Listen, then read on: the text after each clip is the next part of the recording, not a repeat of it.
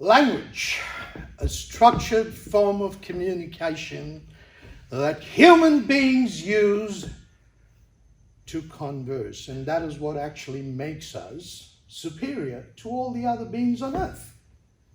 Fantastic.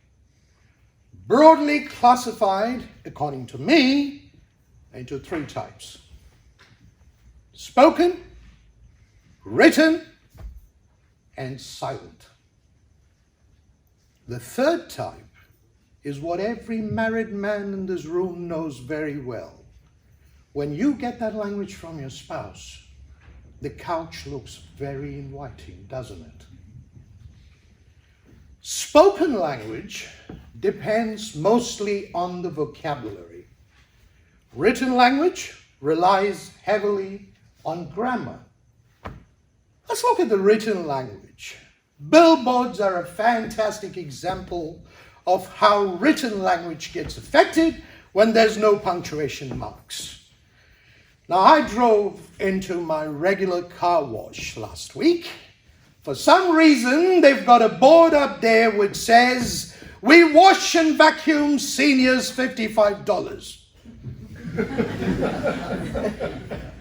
I came there to wash and vacuum my car. Dad's perfectly fine. It gets even better for those of you who listened to me the last time. I told you about the sign they had in the church. Don't let your worries kill you. The church can help. The genius there has been busy. He's got a new sign up. If you have sinned, you are not alone. The church is with you. I cannot put away that meeting with the parish priest. I must have a word with him. I went to China.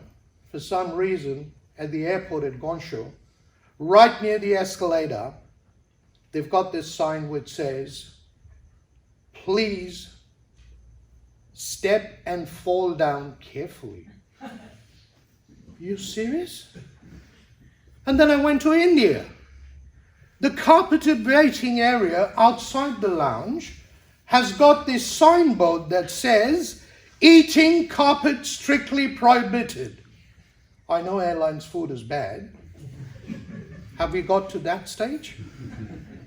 Meanwhile, my barber still has that sign which says, "Haircut while you wait." And I did wait 20 minutes. Obviously, nothing happened. Written language matters. Spoken language, which depends so heavily on vocabulary, that gets even more comical because a lack of vocabulary gives you a syndrome that I call the tongue-tie syndrome. You get tongue-tied. You don't know what to say next. I know of a famous Indian freedom fighter who used to be a lawyer in South Africa. In his younger days, he had a problem with his vocabulary, and he once got up in court to defend this guy on sedition charges against the crown. He begins his opening statement saying, "In the matter of the defendant versus the crown, I conceive," tongue-tie syndrome. Sits down, has a glass of water, looks at his brief once more, gathers his guts, gets up and starts again. "In the matter of the crown versus the defendant, I conceive," got stuck again. Now this happened not once, not twice, it happened 3 times. At this point, the judge turns around and says, "Sir, you have conceived thrice already. Are we to expect a delivery anytime soon?" Lawyers in the room, you know his mental state at that time. It gets even worse when people don't get tongue-tied and they make up things as they go and just say what seems to sound right to them. Now, I called my head of admin this morning and I asked her, I said, "Love, why aren't we getting paid those government solar rebates? Why is it not hitting our bank account in time?" Pat came the reply, "Main reason, sir, the laxative government policy." Laxative?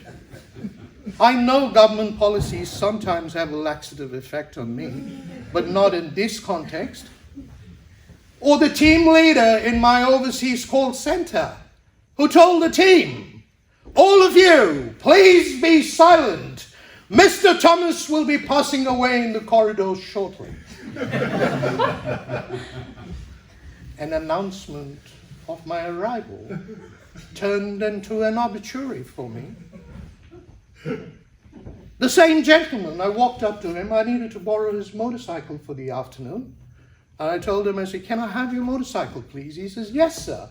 I said, where is it? He said, right outside, red one, understanding the tree. Kept a straight face, but that evening, when we had the motivational session, that took the cake. Because I thought it was a bright idea to get the president of that organization to address the crowd, because she traveled from a rep to the president. And I told her, talk to them and tell them about your journey and tell them what it has done for your confidence. And this is exactly what she said at one point in her speech.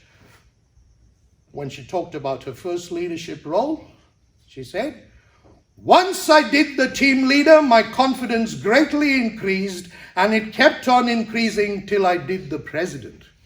Now you see where I am. I did manage to keep a straight face. Spoken language matters.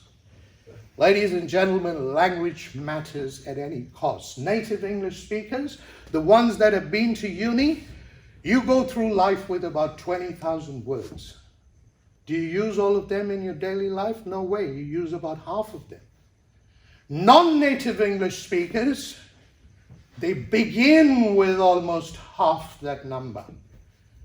That's probably why Herman Bahr once said, words are not in the power of men, men are in the power of words.